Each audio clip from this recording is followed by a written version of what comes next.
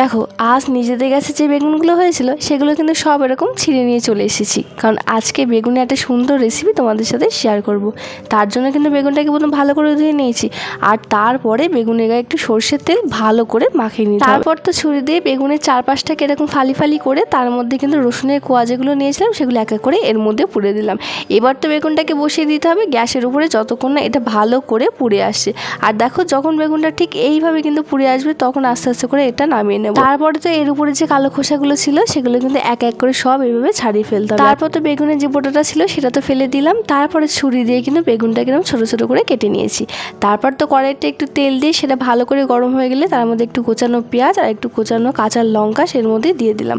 তারপর তো এর মধ্যে যে পোড়ানো বেগুনটাকে রেখেছিলাম সেটা দিয়ে এর মধ্যে একটু লবণ দিয়ে ভালো করে নাড়ি চাড়ি নামিয়ে নিলেই হয়ে গেল। তারপর তো এটা ভালো করে গরম ভাতের সাথে এরকম নাড়ি চাড়ি খেলেই বুঝতে পারবে যে এটা কতটা টেস্টি হয়। চলো তোমরাও কিন্তু বাড়িতে এরকম করে বানিয়ে খেয়ে দেখো।